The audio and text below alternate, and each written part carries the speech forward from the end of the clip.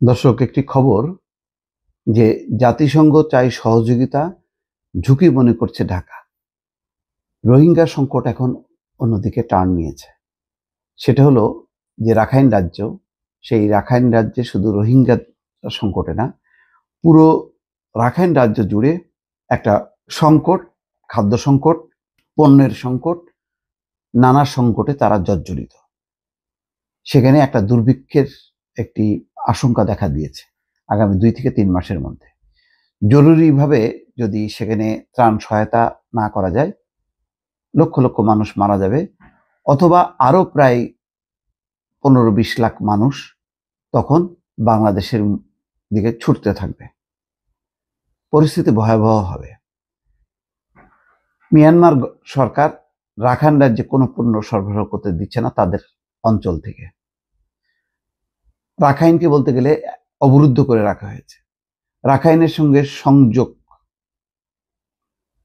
হইতে পারে ভারত এবং বাংলাদেশ। ভারত কোনো সহযোগিতা করবে না জাতিসংঘকে, তাদের দেশ থেকে ত্রাণ সহায়তা পাঠাতে দেবে না, এটা জাতিসংঘ ভালো করেই জানে। তাদের একমাত্র ভরসা বাংলাদেশ। বাংলাদেশ এই ব্যাপারে নমনীয়, বাংলাদেশকে একটু চাপ দিয়ে আদায় করা যাবে, বাংলাদেশকে কিছু সহায়তা করলে বাংলাদেশ রাজি হবে, এই আশায় ইতিমধ্যে জাতিসংঘের একটা ত্রাণ সহায়তা মানে প্রথম চালান গেছে বাংলাদেশের ভেতর থেকে। দ্বিতীয় চালান আটকে দিয়েছে বাংলাদেশ। তারা বলছে যে না, এই ব্যাপারে এটা ঝুঁকিপূর্ণ হবে। যদি বাংলাদেশ এখন আরাকান আর্মির সঙ্গে যোগাযোগ করে এই সহায়তা কার্যক্রম চালায়, দুদিন পর যখন ওই মিয়ানমার আবার মানে রাখাইন রাজ্য যখন মিয়ানমার সরকারের অধীনে চলে যাবে, তখন মিয়ানমার সরকারের সঙ্গে বাংলাদেশের সম্পর্কের আরো অবনতি হবে। মিয়ানমার সরকার তখন প্রতিশোধমূলক হিসেবে আরো রোহিঙ্গা ঠেলে দিতে পারে বাংলাদেশের দিকে। এই ব্যাপারে বহুপাক্ষিক আন্তর্জাতিক চুক্তি ছাড়া বাংলাদেশ এককভাবে এই সহায়তা দিতে জাতিসংঘকে রাজি হচ্ছে না। সংকটটা এখানেই। এবং বলা হচ্ছে যে গুতারেসের যে আসন্ন সফর, এটা অন্যতম একটা ইস্যু, যে গুতারেস চেষ্টা করবে বাংলাদেশকে রাজি করাতে, যাতে বাংলাদেশের ভেতর দিয়ে এই রাখাইনে নিয়মিতভাবে জাতিসংঘের ত্রাণ সহায়তা পরিচালনা করা যায়। এটি হচ্ছে এবারের একটা মূল বিষয়।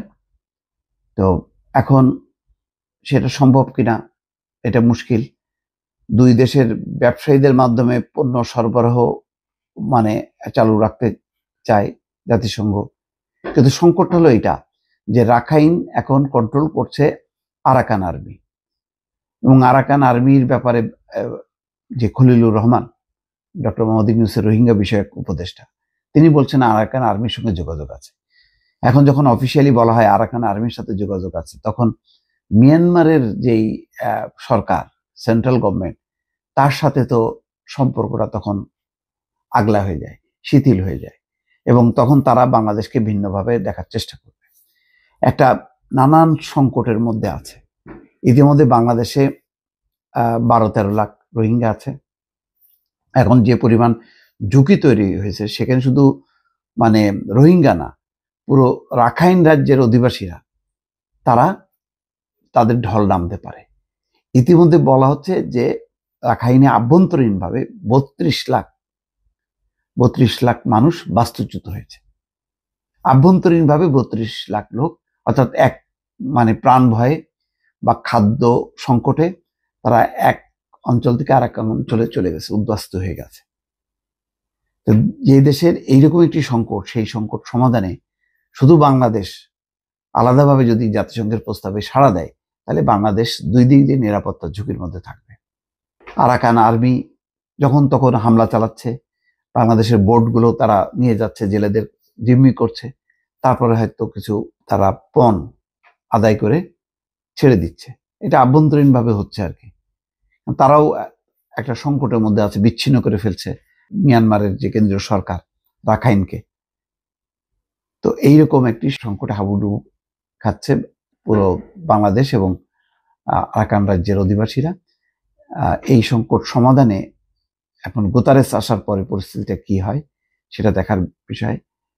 গুতারেস বাংলাদেশে আসার পর গুতারেস জাতিসংঘের মহাসচিব এবং ডক্টর মোহাম্মদ ইউনূস তারা ওই রোহিঙ্গা শিবিরে যাবে, সেখানে ক্যাম্প পরিদর্শন করবে, এই সব কর্মসূচিগুলো আছে। মোট কথা জাতিসংঘ এখন আপ্রাণভাবে চেষ্টা করছে ইউনূসকে রাজি করাতে, যাতে বাংলাদেশের মধ্য দিয়ে আরাকানে যাতে তারা রাখাইন রাজ্যে যাতে তারা একটা যোগাযোগ স্থাপন করতে পারে, নিয়মিতভাবে তারা পণ্য সরবরাহ করতে পারে। দেখা যাক শেষ পর্যন্ত কি হয়। দর্শক ভালো থাকবেন। আল্লাহ হাফেজ।